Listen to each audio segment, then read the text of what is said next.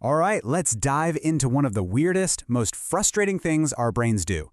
Why it seems absolutely obsessed with our worst moments. You know what I'm talking about, right? You're lying in bed trying to sleep, and suddenly your brain decides, hey, let's watch a supercut of every awkward thing you've ever said. So why does our mind have this highlight reel of our failures, but not our successes? Well, that's exactly what we're going to unpack. We're going to call this a little phenomenon, the replaying mind. I mean, it really is just like that, isn't it?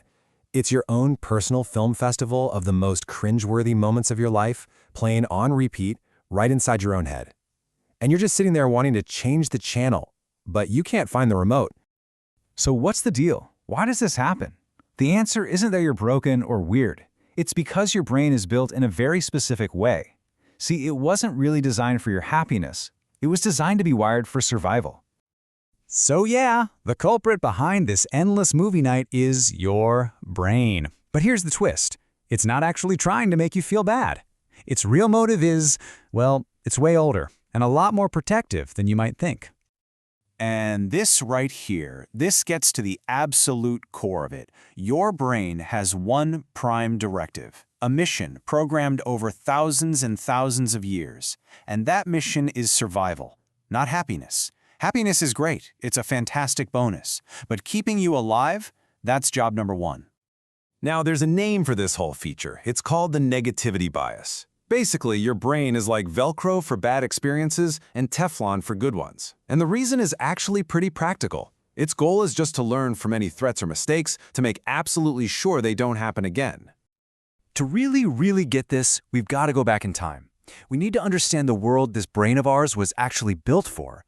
We need to take a look at its ancient alarm system.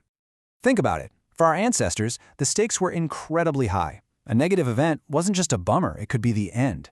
Making a simple mistake could mean you run into a predator. Social embarrassment, that wasn't just awkward, it could mean getting kicked out of the tribe, which was basically a death sentence. And failing to find food wasn't a learning experience, it was starvation.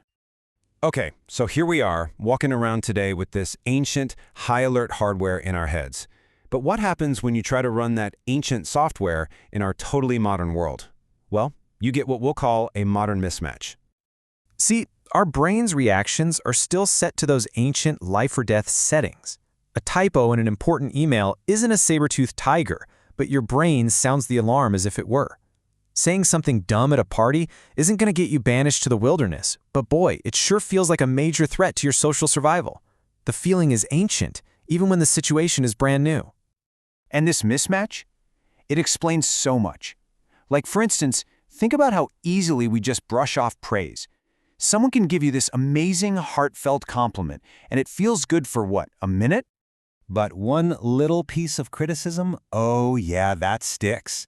That's the thing you'll be thinking about for days because your brain flags it as a potential threat that it needs to analyze and figure out and neutralize. And it's the exact same logic for our accomplishments versus our setbacks. The impact of failure has on our memory is just huge compared to our victories.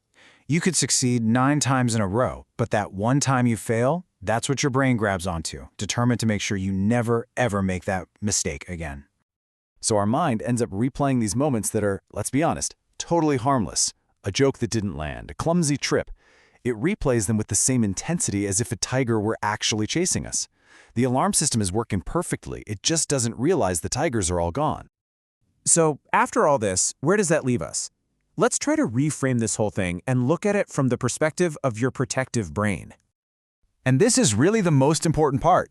If your brain replays the bad stuff, it doesn't mean you're broken. It doesn't mean you're negative or weak or anything like that. It means you're perfectly normal. Your brain is doing exactly what it was designed to do. You're not coded for happiness, remember? You're coded to be a survivor. So I want to leave you with this idea. Your mind is always working to protect you, even when there's absolutely nothing to fear. And just knowing that, well, it's not a magic cure, but it's a really powerful comfort. It's the first step to being able to look at that ancient alarm system in your head and say, hey, thanks for the warning, but we're okay, we're safe now.